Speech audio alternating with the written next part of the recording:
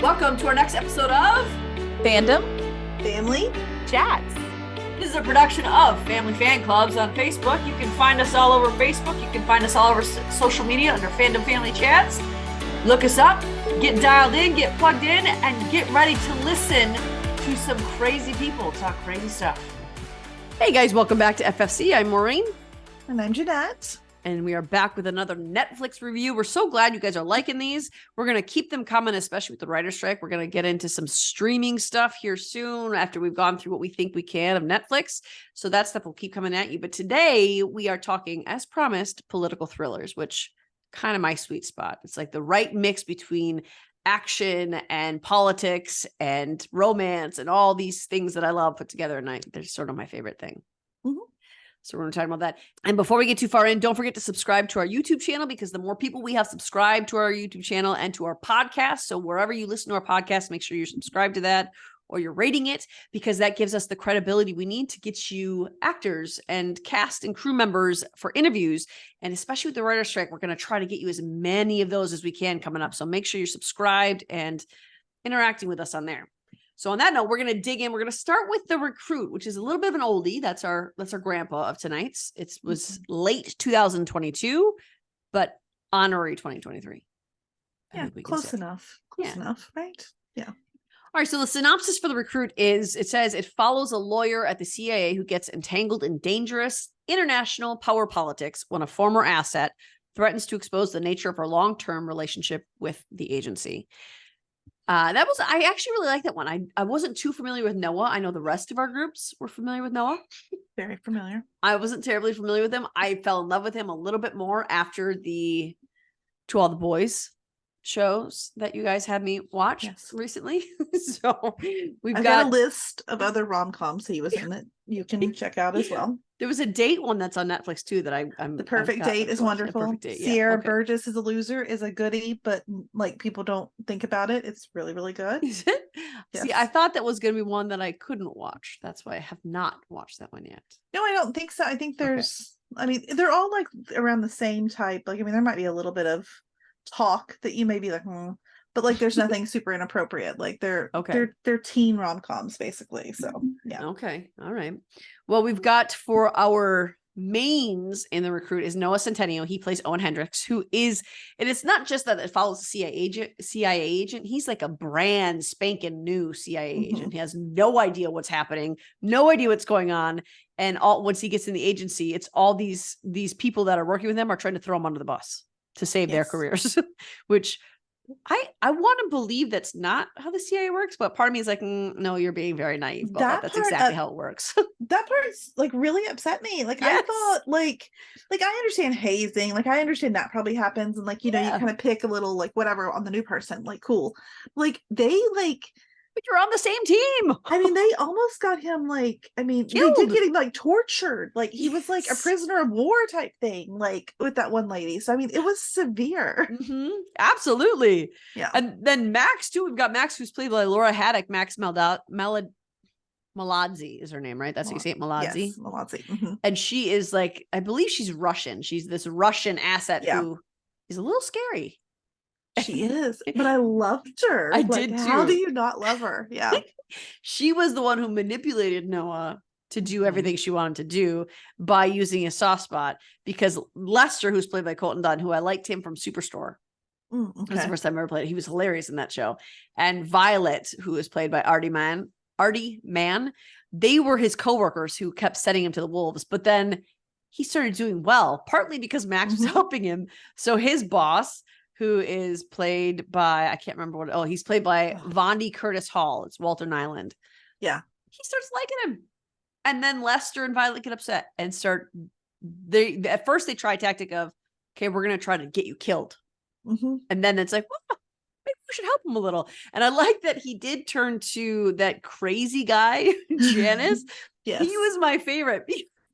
You could just tell that there's some truth to that. Yes. That he was scared to fall asleep because his Navy SEAL team and trying to go off on these missions to do crazy things. And every time they call, you just hear him scream on the phone, no, don't do that. You can't do that. Don't do that. He was my favorite. Yeah. No, I liked him a lot. And I think the only reason he helped Owen is because he realized Owen was going to somehow implicate him and he was going to have to deal with more of a mess. And he already had too much on his plate. And didn't know when Owen gave him some of his Adderall. So that was helpful. Right. Was it his or was it his roommate Hannah's? It was his roommate's, actually. Who he's sort of in love with and who she's sort of in love with him. Yes. Right. And then we've got Terrence, who's their other roommate. And I actually really like Terrence's character. I liked him a lot. I just loved like the roommates, how they like, I mean, would just like totally jump and get involved in like CIA business. Like I would think that if my friend was in the CIA, I'm like I love you and all, but like I'm not going to get involved in anything that you're doing because that's scary stuff. Like no. I suppose part of it was he was coming home after his first, what was it, his first day? He came home a couple of days later after no contact, filthy, dirty, with bandages on his fingers. Wasn't that after his first day? They pulled it. Yeah. Oh my gosh. That was terrible. So I think that I would probably be like, what are you doing? Yeah. You need to get out of this career that you've started. Yeah, really. Because that actually wasn't even supposed to, his career. That's the thing too, is that in the very first episode, you find out he's not actually supposed to be in the field. He's just supposed to be reading through files to find something that may be a threat. That's his only job. And somehow he finagled his way into revealing a very big problem that got him sent to the field repeatedly. And he's not even supposed to be in the field. I know. That's kind of what I loved about his character, in that like he like had no idea what he was doing through like basically the whole series. But he was so charismatic in the way that he like, and this is just how I picture Noah is in real life. Like, because I feel like almost every role he ever plays has just this really charismatic way about him. That he just fools everybody into thinking that he knows what he's doing, and he has no idea. That's exactly what he does too. Yeah. Even when like there was that one scene, one of my favorite, let's dig into some of our favorite things about the show. Now it's been a while. If you're listening to this, you got to know it's been a while since we watched it, but the reason it's been a while is because we binged it so fast that we finished it really quickly. So we watched it 2 days. January. Yeah. But one of my favorite things about it was that one scene where Max has him drop off the money to those like drug lords. And he's like, wait, no, isn't it supposed to be like this? And he's like almost asking them questions on how it works. Like, yeah, you need to be a little more certain of what you're doing there, buddy. Yeah, I mean, I think that was, I mean, just like that was my favorite thing about him, is just throughout this, he was just so, but it would get him in more trouble because like him trying to like prove that he like was good at this. And I mean, I think that had a lot to do with, because wasn't his dad, he wore his dad's like dog tag. So like his dad was his dad like a Navy SEAL? His dad was something, correct? Yeah. Like within, so I mean, it was one of these, he was almost trying to prove himself that he was able to do all these different things. And he was running from things. He didn't want to ever be still or be in a job where he had to think, because he wanted to make sure he was fully focused on something else at all times. Right. I will say another favorite is, in case people haven't watched this, I obviously don't want to give spoilers. Yeah, exactly. But the ending, I literally was shocked. Like, I think I didn't quite see, like, I kind of saw some of it coming in the way we were going to end season 1. But then there were other things that I was just like, oh, that's not how I expected like this to fully go. So really good ending and really good cliffhanger, and like keeping you hyped for a new season. Definitely. I get really nervous now because of Sanditon when shows end on a cliffhanger or shows end on a really pivotal moment. It almost makes me not like it, because now I'm like, oh, yeah, it's great that you're doing that so it doesn't get canceled, but what if it does get canceled and then we're all this is true. This is true. But thankfully that's not the case here. But still, it might end up being the case with this writer strike. We don't know, but I get real nervous when shows end on something like that. I think I'm, as far as the writer strike goes, I'm least nervous about this one because it was already renewed in 2022. So early that maybe they already got some stuff written. So as soon as it's over, they can like bam, get it going. Yeah. I have nothing to base that on. Like, don't take my word for that, anyone. Like, it's just our blind hope. That's just my thought. Like, as far as if we're going to pick any of these, I think this one had the most time to get prepared. It did, for sure. Yeah. And I think another one of my favorite aspects of it was when he was dealing with the CIA office in Arizona, with those people there who like, I love that office. Yeah. We don't really have a job. Yeah. And because of their position, Noah was able to use what his greatest, I gotta stop calling him Noah, Owen. Yeah. Owen was able to use what is his greatest strength as an operative and to completely make crap up and have somebody believe it. So I think my favorite thing about this show was Noah Centineo. Yeah. Oh, for sure. I think that, but it's mostly him, and not because, ooh, Noah, it's because he's fun to watch on screen. Anything he does, he's just entertaining to watch. Yeah. Because he's funny. I mean, like, I have a crush on him. I have for a long time, but it's not necessarily just about like what he looks like. His persona that he plays in every single thing he's ever in. Like I said, his charisma, and like he is funny. Yeah. And that is what I liked so much about this, because I'm usually not into political thrillers. Like this just isn't my sweet spot. I watch them because my husband, he really loves them. So a lot of times it'll be one of those things I'll watch with him. But I get bored because I get confused. Like they confuse me. I don't understand like all the political nuances. Yeah, I don't understand what goes on in the CIA. Like I get confused when they start talking their jargon, you know? So like I get lost. But like this one was able to keep me in that it had a nice balance of like the political stuff, but also comedy. There was some romance. There was like some feel-good drama. Like we didn't talk about him wanting to help out the girl that, because it's been a long time, the girl that he met when he was there to see Max. Oh, that was the daughter. Wasn't it the daughter of Max? Or no, it was the daughter of the guy Max killed. Yes. And there was like this like drama involved, that like this seriousness to that part of the storyline that I didn't quite expect, I guess. So I just think this show in general just had a really good balance of every aspect you might like. So yes, it's a political drama, like if you're going to label it as something, but I feel like it's a lot more than that as well. Yeah. I would call it a political thriller. Yeah. Because it's very high paced. Yes. And it's very like, it's very ramped up in your face. Let's go at every moment. And I did appreciate, because there's sometimes when like, I love political thrillers. That is what I love to watch. But like, there are things that not only the ones we're going to discuss today, but things like The Handmaid's Tale, where it's very, everything is very happening very fast, but I cannot binge watch that. It is too heavy. It is too dark. I can watch maybe one episode a month because it's just weighs you down. The Recruit did a really good job of balancing the funny with that, because I think a lot of more shows need the levity to balance it better. And I think the other reason why you probably liked it too is because Owen's character didn't know how the CIA worked or what was going on in the CIA. So that helped, because he had to ask questions along the way. Yeah. Well, oftentimes he didn't ask questions and he just assumed things and was like, we'll see if this works. We figured it out. Yeah. And I think it was nice and refreshing to see a political thriller where the main character had to be helped by people that he didn't even know were people he could utilize, that were just like, okay, you dummy, I'm going to do this for you. And then he got to be like, hey, I did it. Yes. And it made it more entertaining. It made it more relatable, even though we can't relate with being on the CIA. We can relate to this character because he has no idea what he's doing. Yeah. He just fumbles his way through life, which I feel like most people do as it is. Isn't that something Hannah said to him at one point? That he's just fumbling his way through things?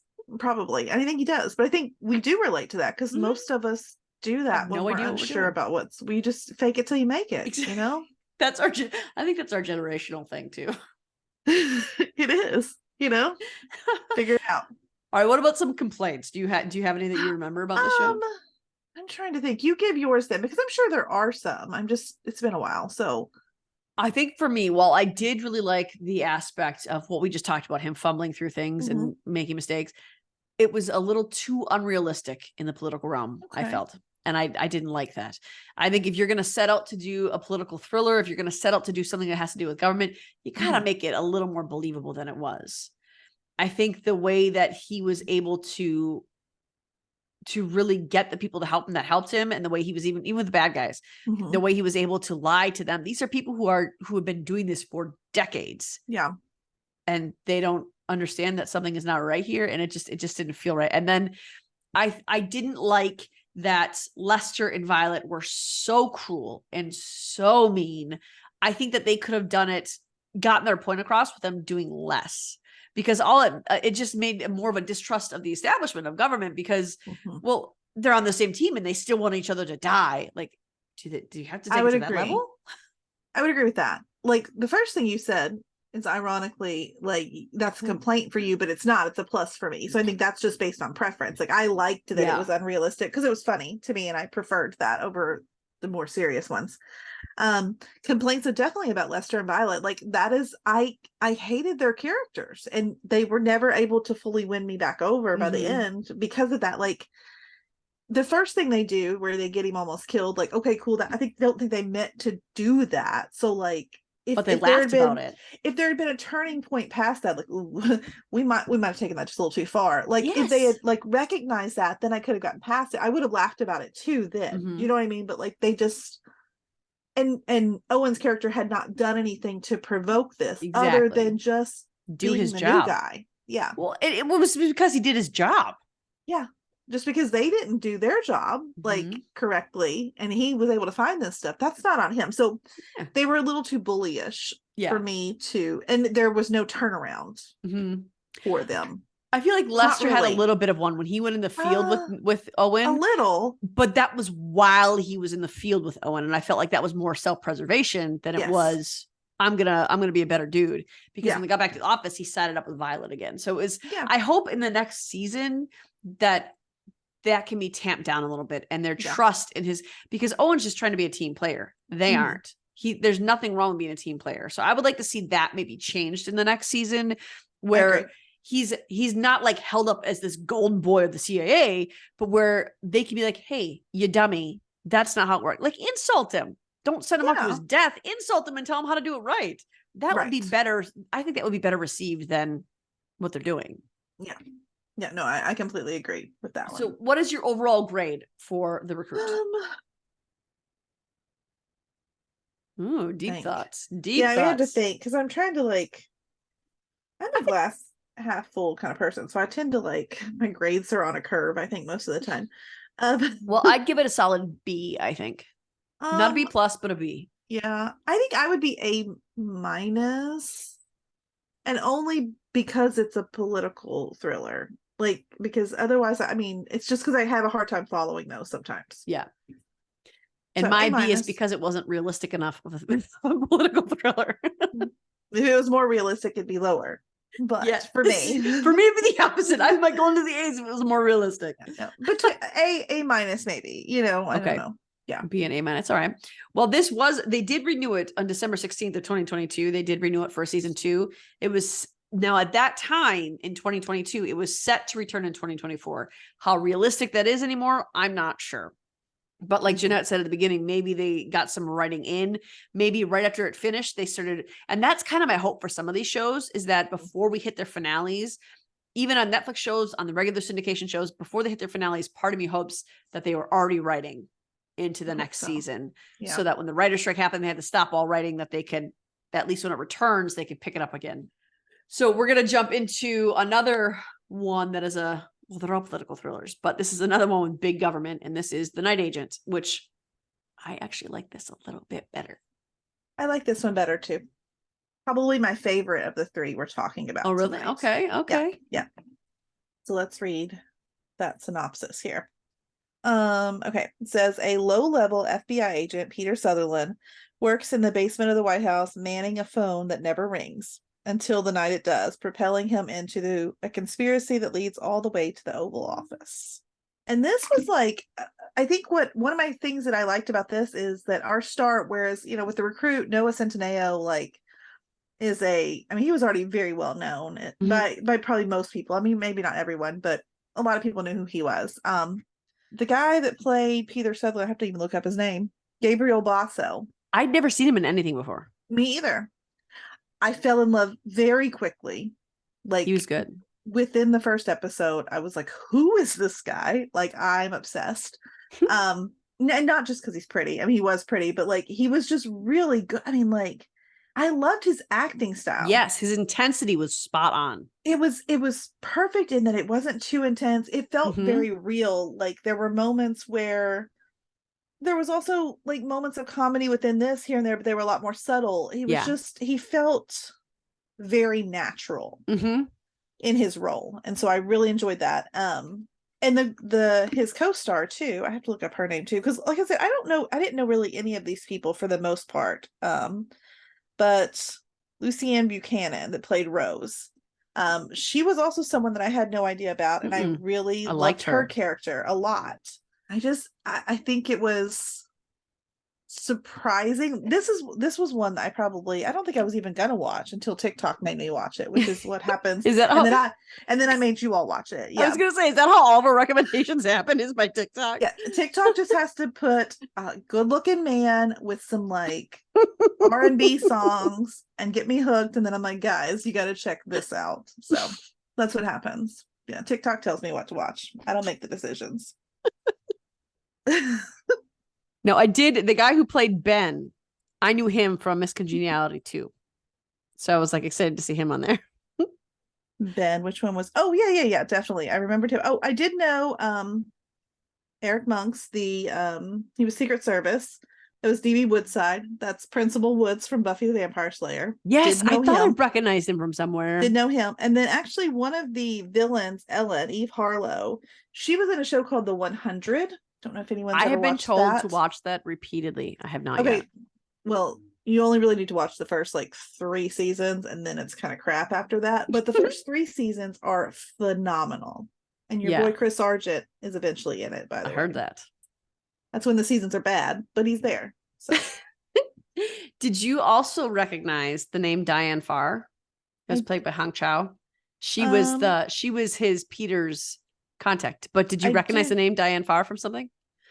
No, but should I? I feel like now I should. Well, now tell me, because now I'm going to be. I want to see if you can figure it out. I can't. Well, now it sounds familiar, but I'm like, does it sound familiar because it's from The Night Agent or because it's from something else? She is Mama Donovan. She's Sharon Donovan. The actress's name is Diane Farr from Fire Country. So there's like a bunch of when this ended, I was looking up to see if there was a season 2, and there was a bunch of articles about how they would ask Diane Farr, well, was this an indication of your character? Was this something related to you? Is this blah, blah? And so she's been given several interviews where she's asked that question after The Night Agent came out. She's like, nope, just a coincidence, not me. Interesting, because it's not like I don't think I knew her real name. That's probably why I didn't realize that. Interesting. It's not like a common name. It's not like Diane Smith or anything like, I mean, just wild that you like pick that. And The Night Agent, I believe, is a book. Is it? I think so, and I think that's where where it came out of. Very but good. Anyway, I thought that was interesting. So let's talk some of the characters. Well, we've already talked to obviously Peter Sutherland. Yes, amazing. He was great. He was so good, so good. Well, and like so, not just Peter, but Rose as well. We talked about them. Like their chemistry together, I think was awesome. Really like strong. I mean, like even before I knew there was supposed to be like love interest, because you don't know this at first. Like I was like, it's gotta happen, right? Because like these two, like, I mean, there's just like instant like chemistry between the two of them. So I liked that a lot. I mean, all the different characters, like you mentioned Diane Farr, you mentioned our guy from Miss Congeniality. I forget what his character's name was. Ben Almada. Yeah. Like there was so many characters that they did a good job, I think, of us not knowing who we could trust. Yep. Because I went back and forth so many times. Like I knew obviously Peter was good. I knew Rose was good. Beyond that, it was like, I don't know who I can trust of any of these people, because I feel like somebody, and it turns out someone was back, I mean, obviously we're not going to spoil for anything, but there is a backstabber among them. And it took me by surprise, I think. Yeah. And obviously we're aware that you can look up the ending on Google, but if you're watching this for a review, we don't want to ruin it for you because we feel like there's a lot of Netflix in your future. So we want you to actually enjoy, because that was one of my favorite parts. I was tempted several times because you guys had already watched it. I think you guys had finished it by the time I started. Yes. And you guys wouldn't give me any answers. So a couple of times I was tempted to go on Google, but part of the fun was trying to get theories. The same reason we watched Cruel Summer, you getting the theories of, well, this, I think this person did this. I think this is what's really happening. And it would change from episode to episode because they were so good at linking them together. And you do find out a little bit before the end who the backstabber is. Like you find out before Peter and them find out, I think. Yes. Well, I remember knowing that. Maybe I did look it up. I don't know. No, I think you find out a little bit before they do. Not much, but maybe even within the same episode. But yeah. Well, did you have some favorite things about this one? I think this one too. Obviously, I like the romance. Okay, so I feel like of the three, this also had the strongest romance. Even though, I mean, that none made of these, sense. there was no like, I mean, I think that it was nice, clean romance for the most part. I mean, I know It like, was. I mean, there was obviously language in all of these, but like there wasn't anything like I would if my daughter walked in the room, I wouldn't necessarily turn it off. There was none of that happening with this show. Do you know what I mean? Like, so that was good and that was nice. It just felt sweet, I guess. And sometimes I like that, in these shows. And so, but it was built up the perfect amount of time. Like they didn't rush it. They didn't, it's a nice little slow burn. I liked too that there was also a little bit of comedy in this, not as much as The Recruit. It wasn't as silly as The Recruit.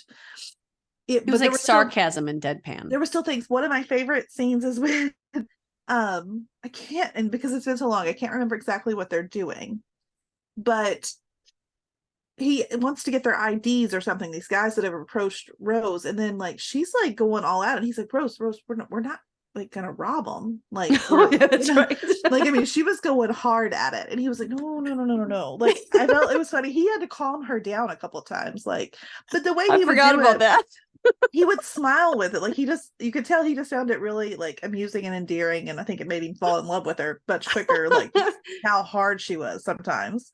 Those were some of my favorites. So there was simple comedy, like kind of it was subtle, just enough to break it up to where it's not like super serious. So I'd agree with that. Favorite things. Yeah, I think relationally, this was my favorite of the three we're going to talk about today. Relationally, because I felt like this relationship, it, like you said, it was a slower build, but it was way more realistic, and it was built up. Like there was a reason for it to build. In The Recruit, I felt like that relationship was like, what? Why is this happening? Yeah, it was a nice little break. But in The Night Agent, she obviously she was forced to rely on Peter because of the trauma that she went through. Yeah. And before her aunt and uncle were killed, she had to take the last source that they had given her to trust in. So I think for that, it made more sense that she stuck with him originally out of fear and out of necessity. And he did the same thing for her. Well, this is my job. I've got to do this. So I'm going to be here. And you got to watch them learn about each other and interact and do things. So their relationship made the most sense out of all of these. And it was the most fun to watch. And it lightened. That was the source of lightness for this show. And I think that relationally, this one, it just made the most, it was more of a realistic relationship. I could relate to it more because, I mean, there's been things that I feared about and I had to latch onto someone in my fear and I felt things for them. There's been times when I can remember this, I'm not going to say his name, but in 6th grade, a guy held the door open for me. He was in my class and I was like, oh, I love you. You're so gentlemanly and so chivalrous. I have a crush on you now. So I can relate to her in that way because he's doing all these amazing things for her, not leaving her for a moment. And the one time he does, something bad happens. So then he's like, no, never again. So I get her feelings for him, though it happened quickly. It makes more sense that they happened quickly because of the situation they're in. So I think that was written better. So I really did like that. Yeah. And I like shows that make me think. I like shows that make me question everything. And that's what this show did. Yeah. And I really appreciated the writing in the show. I thought it was really well done. And the acting, like we said with Peter, top notch. Yes. Everything was just as it needed to be. Yeah. In terms of the acting. Yep. Agreed. All right. What about complaints? You probably don't have any, do you? I mean, I like to try to, constructively think of something. Complaints. I had one a minute ago. Now I can't think of what it was. It was probably something very minor. That's what happens when Maureen gets the microphone because she doesn't stop talking for a while and then everyone loses their train of thought. Did you just say true? No, I said shoot. Oh. Shoot. Well, I'll go with mine while you think. You go with yours. My, again, is very similar to The Recruit. I felt that the way he did his job and the way he was called in the field, it felt unrealistic. It might not have been unrealistic, but for me, who's never heard of this position before, it felt very unrealistic to me. The way he was able to jump in the field and do all these things, but the rest of it I think was good. And I like to, I'm going back to a favorite, but I think that's the only complaint I have about the show is that one thing. But I like too that they they utilize something that we don't, as the public, we don't know anything about this position. We don't know if it's real or not real. I think it's much better when political thrillers use that, because then we have nothing to compare it against in terms of realism. And that's what they did here. I don't know if the night agent actually exists, so I can't say, well, it's realistic or not. It just felt like, you're an operative. I don't know why this is happening and why you're doing it in this way. Yeah. But that's literally the only complaint I have. I must not have any. I really was thinking of one and then I forgot it. So it must have not been one that bothered me that much. Yeah. So I'm just going to go with it. I don't have any either, apparently. Maybe how it ended was a little unrealistic too. How the series ended. If I'm being honest, this one, I like, as far as like, was there a big cliffhanger on this one? Like, no, it was almost like an introduction to what's going to happen next season. Okay. Because I was having a harder time remembering this ending compared to the other two. And that's probably because it didn't leave me with like, oh my God, what's going to happen? So that's probably why I'm having a harder time remembering, I think. I think maybe the ending was a little unrealistic. Not what happened with the characters necessarily, but how it happened felt a little unrealistic to me. I feel like there would be way more vetting. There would be way more, and even the way he got his, because again, I'm not going to tell you how it ended, but even how he got his next assignment was like, that doesn't seem very secure. Yeah. Yeah. And for the position that he got, for what happened to his character, to be given it that in that way, it felt like, I feel like there would be way more covertness to it. So maybe that. Yeah. But overall grade, I think I would give this one, I think I'd give it, I don't know if I want to give it an A or an A-, but only because I like the next one better. I'm going to give it an A for me. I think I'll agree with you on an A. It's not an A+ because this isn't my favorite genre of show. Yeah. But I don't really have any complaints. Like, if of political thrillers, this is my favorite political thriller I think I've ever watched.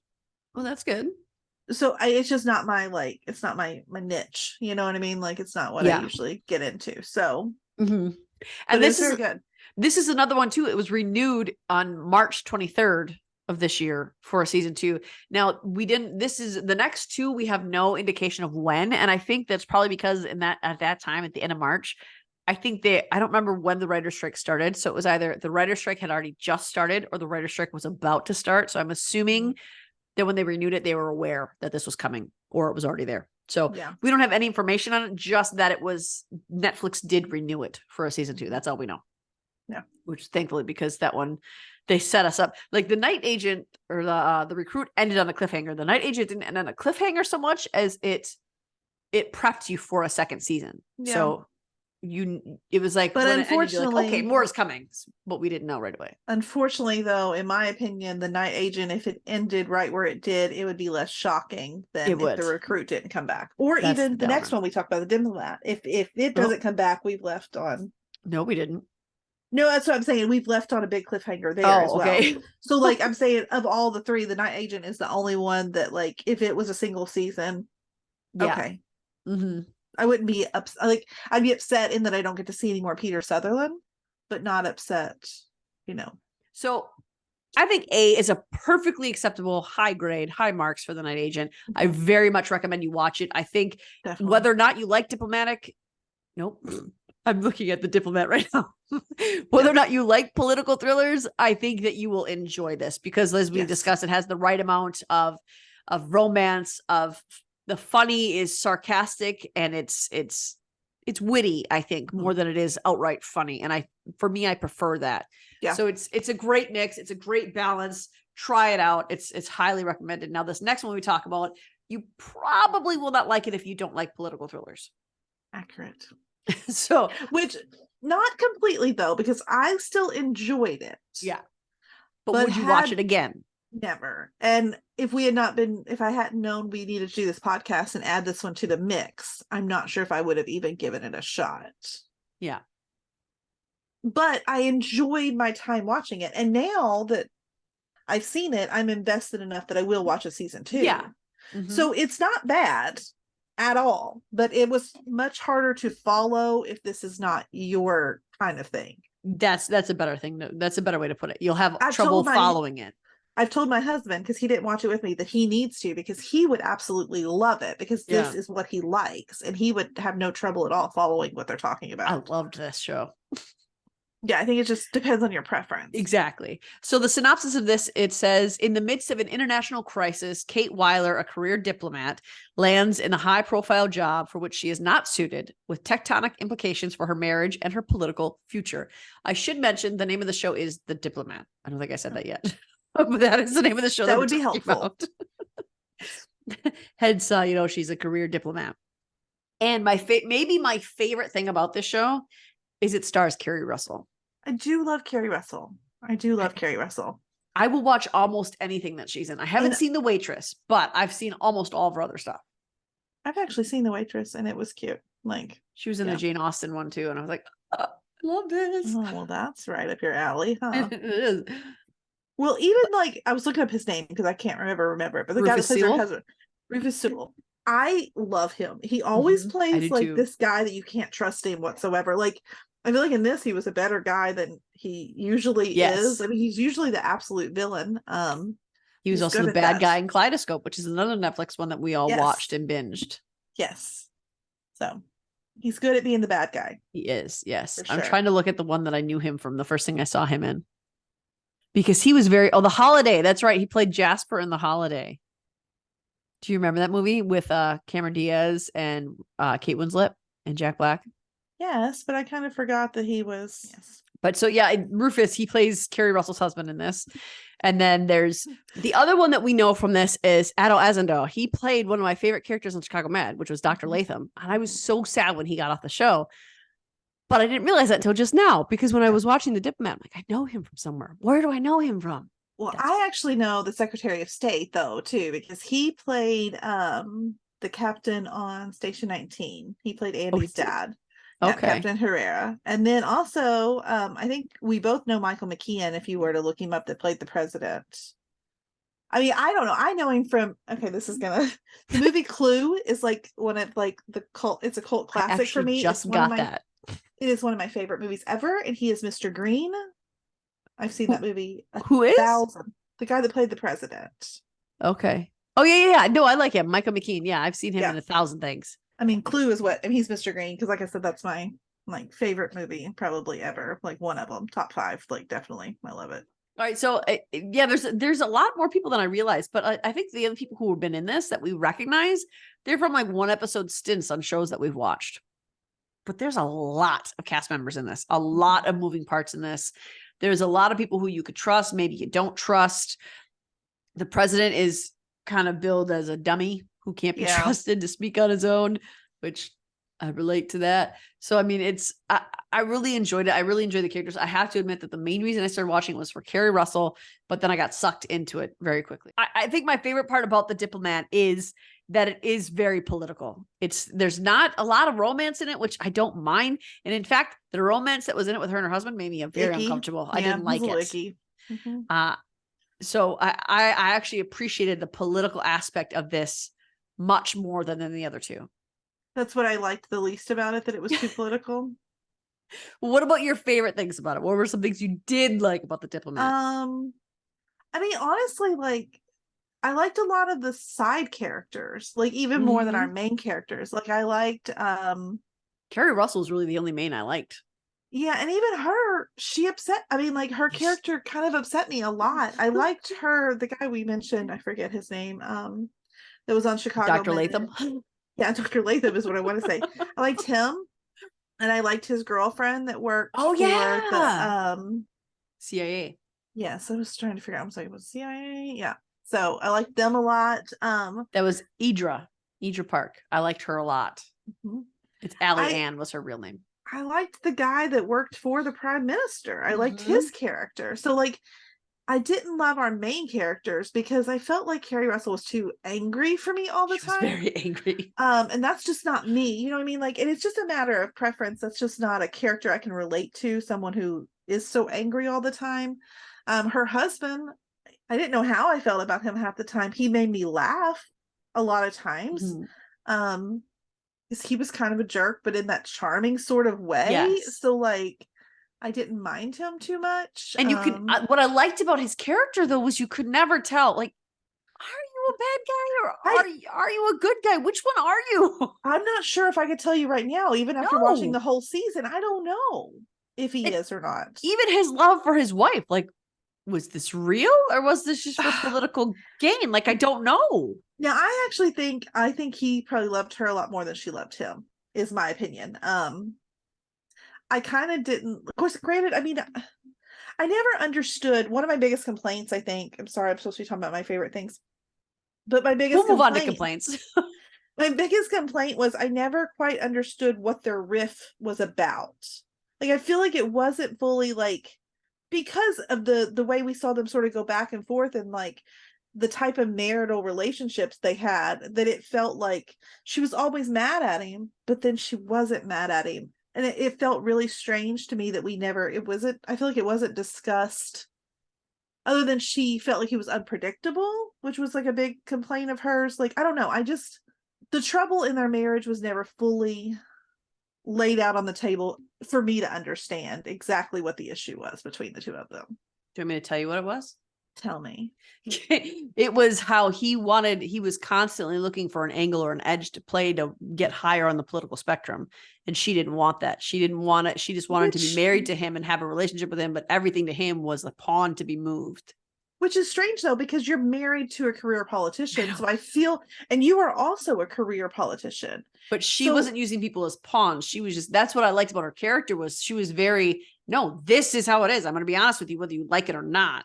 I don't know. I think towards the end, we saw her moving towards the direction that she was willing to use people for pawns too. So I think it was just a matter of she had never been in that position. Yes. She felt very hypocritical to me as a lead character. Okay. I don't know. I had more complaints with her, I think, than anything else. Really? Like, I did. Because I could see the moral struggle she had to doing this. She didn't want to, but as she talked to Hal. Then why was she? That's my issue. If you have a moral struggle with something and you continue to do it, I can't feel too sorry for you then. Mm-hmm.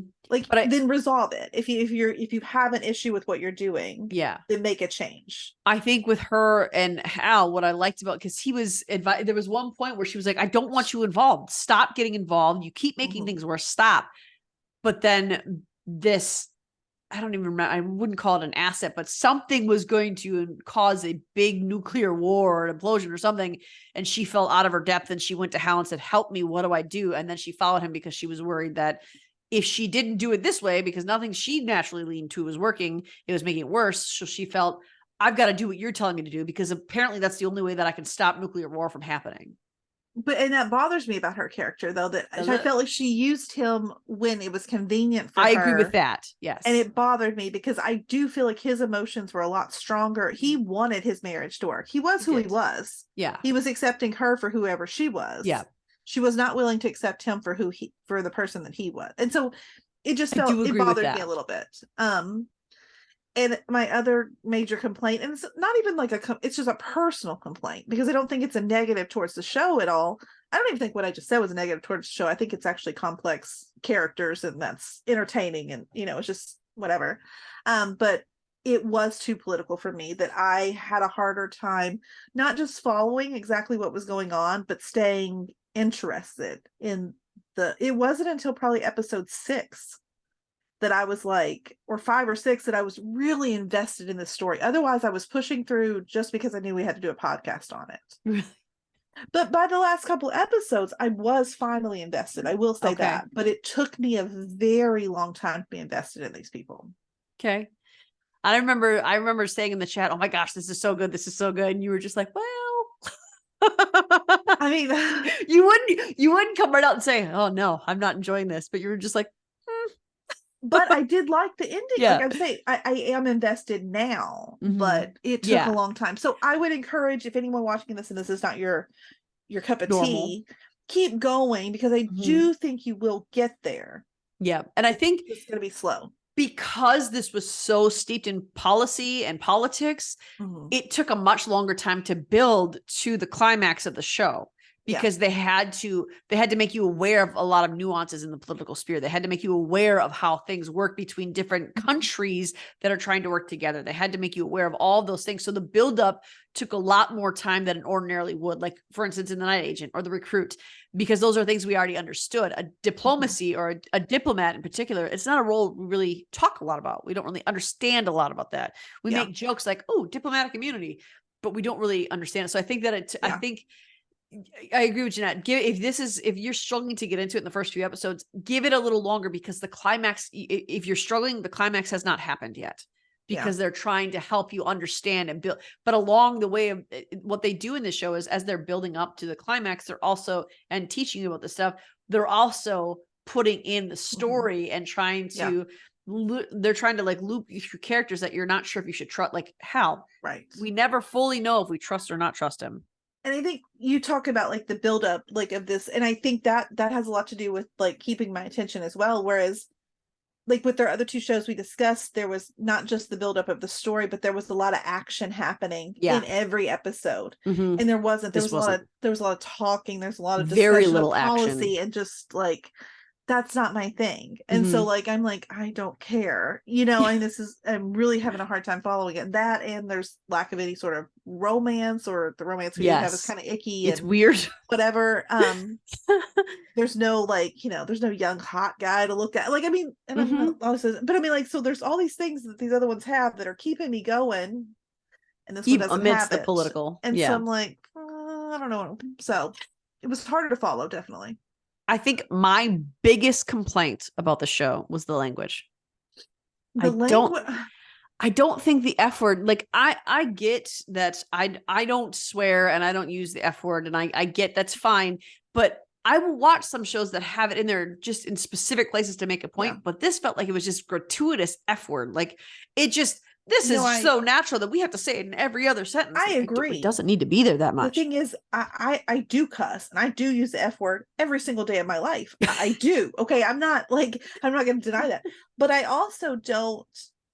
I felt it unbelievable, because I don't sit in a meeting with my employer and like my coworkers and drop an F-bomb. Now, granted, I understand that like this was obviously high stress situations, and I'm not saying that politicians don't ever, because I'm assuming they probably do. Yeah. But I don't think it's not that gratuitously, though. Not that often. This was one of those shows, and I think they do this sometimes on streaming networks. They put it in there because they can. Exactly.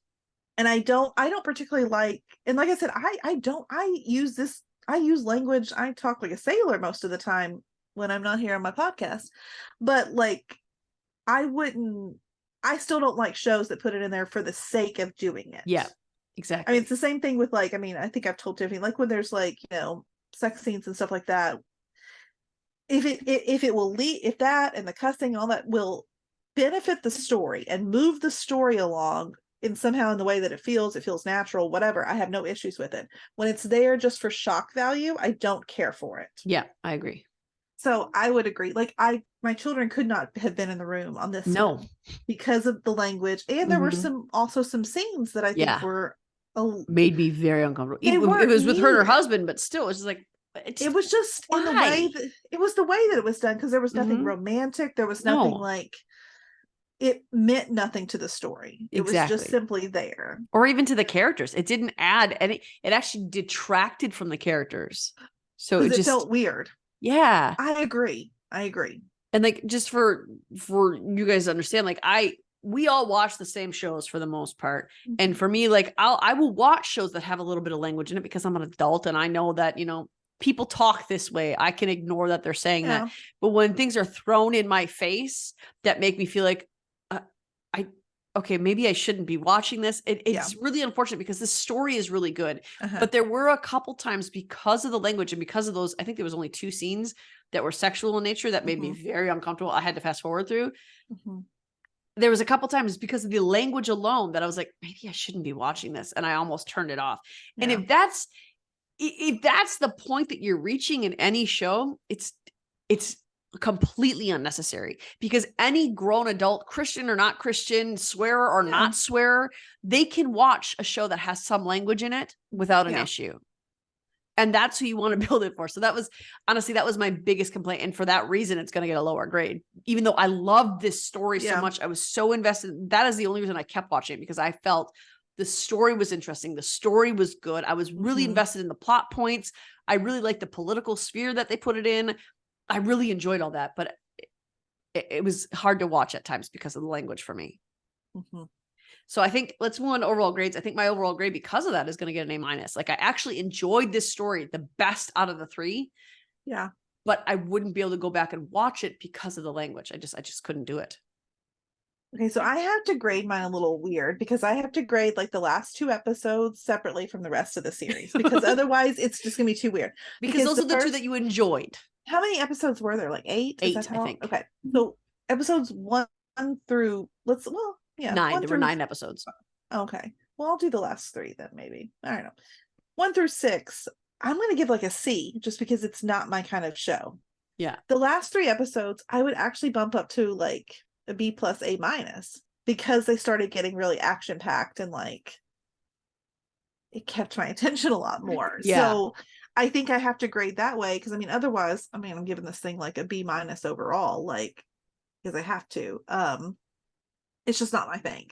Not to say it's not a great show. Will I watch season 2? Absolutely I will, because now we've left on a cliffhanger that I'm going to need to know what happened. Now, will I struggle to get through the rest of those episodes? Probably again, but I need to know what happened. So. Honestly, I think season 2 will be better. Speaking of, it's set to, they did renew it on May 1st of this year for season 2. But again, writer's strike has got everything wonky. I think that the season 2 will be better for you and for anyone who doesn't like the political sphere, because there is not going to need to be a buildup to understand what's happening. It'll be more action packed, I think. Yes, I think so too. And so you and I might flip flop on this a little bit. I might like it a little less because it's not as politically focused. Yeah. But I think it'll still be good. I hope that what I hope to see in the next season is more natural language. Yes. Swear a little bit if you need to, whatever, but it should be natural. And like you said, like you cuss like a sailor on your day, but not just on the podcast, you not speak. When you're in with your colleagues or your bosses, or you're in a work meeting, you are adult enough to know, hey, I can control my mouth. Exactly. I'm sure there's a slip up here and there. Maureen cuts this out for me. But it doesn't happen very often. I know when to use language, and also like but more importantly, you know when not to use language. Yes. And I think that any grown adult should. And I think that they made it so that there's no boundaries on this. And that's so I hope that next season that they alter that writing a little bit. Yeah, because just to say a little bit, like, it would have made more sense, like when she's talking to Hal, like, sure, cuss it up, because me and my husband do, especially when we're talking about something stressful and we're upset about something. Okay, whatever. But when you're in a meeting with the Prime Minister and the President of the United States, I can't imagine that. I don't believe that. If that is the case, like, I would be shocked. I'm not saying that they don't. They probably do speak like that on occasion. But I just can't imagine that they do in their meetings. Like, beyond that, that's your boss. There's a certain level of respect that position affords you. It's a professionalism of exactly. It's a meeting. Like, and for the Prime Minister or the Secretary of State or the President, that position garners respect, whether or not you deserve it. You have that position, you get the respect. Yes. You should speak accordingly. And I think that grown adults had the capacity to do that. And even they were speaking like that, though. It's just like, I don't understand this. Except for the assistant. He wasn't. I don't remember what his position was. The Prime Minister. Yeah, yes. I don't know what he's called. Foreign Secretary. Secretary. That's what it is. So even like when she first was talking to the Foreign Secretary, that's a whole different country who has a whole different set of values and standings. And you're just, if you are a seasoned veteran diplomat, you understand that there are cultural differences among countries. Yes. You wouldn't just blow in there and use it made the Americans look the way everybody depicts us, which is, it just made it like, the British are very proper. They have and I get that they swore in there too, but they even made it to the Foreign Secretary at first was very put off by Carrie Russell because of how she came in there, just blazing with the F word and blazing with her Americanness. Yeah. Don't make every country hate us by depicting us this way, please. Right? Not necessary. Yeah. We get enough hate based on our stupidity alone. We don't need more fuel added to that fire. True. But give it a shot. As Jeanette said, if you don't like it in the first couple episodes, give it a little longer. Give it till about, there's only 8 episodes, by the way. IMDb had season 2, episode 1 listed, but that doesn't count. So there's only 8 episodes. Give it until like episode 5, 6. If you don't like it after episode 6, shut it off. You won't like it. Yeah. True. And I realize that that's a long time, but the information you get between episodes 1 and 5, though it might be boring, you need that information going forward to kind of understand what's happening and where it's going. So give it up to there. If you don't like to be on episode 6, cut it. I think the story is really good. I think it's interesting. I think it's very thought-provoking and it's witty. I did like the part where Kerry Russell attacked her husband and kind of beat the crap out of him. That was really entertaining for me. So there are some things that they try to put in there to make it a little lighter. And I think that's kind of what they were trying to do with the language, but it had the opposite effect. Yeah, so no, I agree. Just be warned if you're watching it, it is not a kid-friendly show. No. You cannot watch it with your children in the room or your children near the room. I had to watch it at night after my kids went to bed simply because the F word was so common in this show. It's the least kid-friendly of the 3 we've discussed. Yes, absolutely. I think the Night Agent is the most appropriate because I can't even remember. There's a little bit of language, but I can't even remember a sex scene or anything. But the recruit had a scene that I had to, it was only like a second and I had to fast forward through it. It was quick though. Yeah. And the language is a little bit, but even in the recruit, the way the language was used, it didn't feel out of place for me. Exactly. Because it's not like strategic. It wasn't like in the office they're talking like this. Like it was in the field. Yeah. And a lot of times it was language of frustration rather than this is just my everyday language. Yeah. Is when it came out. So I mean, it's more predictable in there when it's going to happen. So you can assess it more and you can make sure it's safe for your kids a little easier. So give these a shot. If you like political thrillers, even if you don't, try some of these because these might surprise you. I think that on our team, now we have a podcasting team of 7, but during the summer, we've cut down our team. The people who are actually participating in the podcast are less. I'm sure you've noticed that there's only 4 of us who participate over the summer, but we have an admin team for all of our groups. And all of us have been sort of surprised by some of these shows that we watch that we like and enjoy, and groups were created out of it because like, oh, wow, this is actually good. So give it a shot. I'm sure that you will, at least one of these, you will find something that you like. And if you want more Netflix recommendations, check out our Facebook group. It's Netflix Family Fan Club. Big group. We're going to be doing these until our seasons return, our regular shows return. We will continue to do a lot of these Netflix reviews.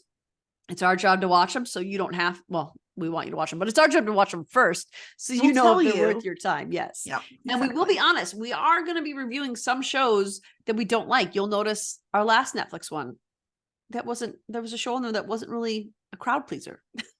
To a lot of people, except for Jeanette. I had something come up and couldn't be on there, and I actually did enjoy it, but no one else did. So you never know. At least they made sure to mention that in there, that I wish Jeanette was here because she actually liked it. I know. I could have told people. So for those of you that watched our last one, Jeanette did like Unstable. I did. She thought it's it was actually good. Funny. Yeah. So now because you like it, I'm going to give it a shot though, because I like the same sort of humor that you do. It's a real like. Oh, now you make me nervous. No, it's a real subtle humor. Like it's not like that's what I prefer. But it's silly in like the like. Honestly, I don't know why Amanda didn't like it because I would, which is funny though, because I don't like The Office and stuff. But I feel like it's more of that, like they throw in like really stupid stuff, but then they don't focus on it. It's not like there's a laugh track ready to like throw in there with it. They do it and they move on real quick. And so you're kind of like, what was that? That's so like it's kind of like that kind of humor. And I enjoy that. So okay. I will give it a shot. Yeah. And then we'll see. Is there a lot of language in that one? I feel like it's a Netflix show. So I mean, yes, but not. Look, it not like The Diplomat. I even mentioned The Diplomat. You remember me saying that? If I mentioned it, it means there was a lot because I think I even cautioned everybody about that. I was like, "Whoa, I wish they didn't say the F word so much in this." It's a lot, but so Unstable. No, I don't remember it being. Okay. It's not. It didn't stand out to me, anyways. Honestly, that's the main reason I didn't like the Gilmore Girls reboot. Because it was on Netflix and I felt like they just put a lot of things in there because it was on Netflix and they could like what that's why I didn't feel Gilmore Girls because you would have never put this on regular TV. Teen Wolf movie, same way. I felt like it was just we won't even get into that, but we cannot. But I felt like the language was similar in that one in that it was just there just because now we're on Paramount Plus and we can. Don't cuss because you can. Cuss because it feels natural. Yes. Well, I mean I don't, but yes. Well, and so yeah. if you guys think that we only give good, happy reviews, go check out our review on the Teen Wolf movie. That was all. Oh man, it was yeah, so that was bad. a bad one. That was a bad one. So if it's bad, we will tell you it's bad. So continue to tune into our Netflix reviews until the writer's strike is up. Now we might run out of, because we're trying to do newer Netflix. Of course, depending on how long the writer's strike goes on, we might need to dig into some of the older Netflix, maybe dig into, there's a lot of 2022 releases.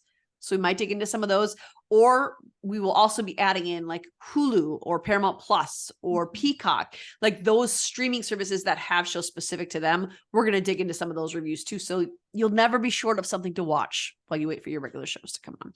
So check out that. Again, do not forget to subscribe. It gives us some more credibility on our channel, gives us some more credibility on our podcast to make sure we're getting you content that you want to see, that you want to hear.